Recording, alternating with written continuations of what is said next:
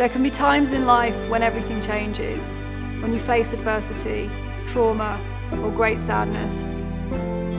I believe it's how we respond to these challenges that defines our futures.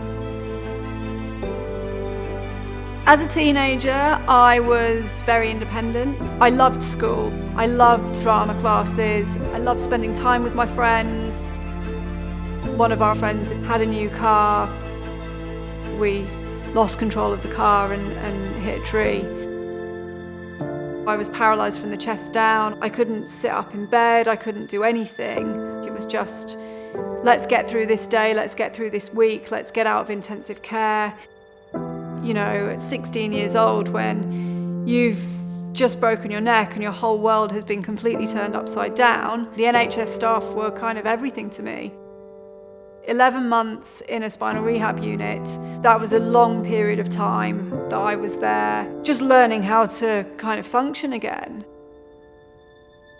Going home was just the start of a very scary reintegration into society.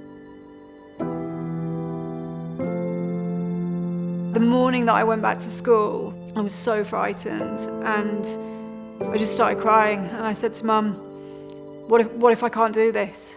And she just said to me, if you can't do it, you come home and we figure something else out. Sorry.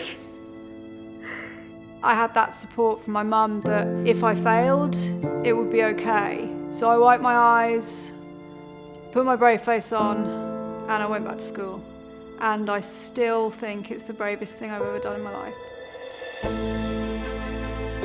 I decided that I would make a promise to myself that my spinal injury wouldn't stop me from doing what I wanted to do in life.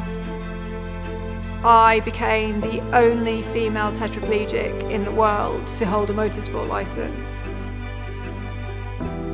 The first race that I did, 16 years after breaking my neck, marked a point in time when I actually made peace with my accident.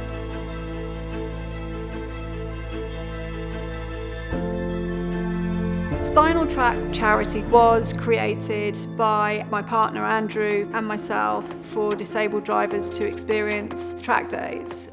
It came from a small idea of just wanting to give back and grew with the support of Stanley Black & Decker into something really special. We've seen maybe 100 people go from complete novices to overtaking Lamborghinis around Silverstone. Motorsport genuinely has the power to heal. I was introduced to the president of the FIA and he said, we want to ask you to become president of the newly formed Disability and Accessibility Commission. My ultimate goal with that commission would be that in however many years' time, a disabled kid watches the Formula One and believes that they can be that driver.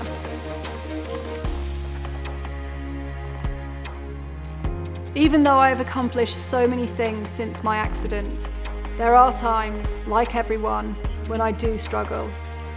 In 2017, a car crash on a race circuit almost saw me give up the sport that I loved for good. It was really difficult to recover from that. The biggest damage was to my confidence. Having the support of Stanley Black & Decker, I almost felt like I had someone holding my hand saying, we believe in you, we know you can do this.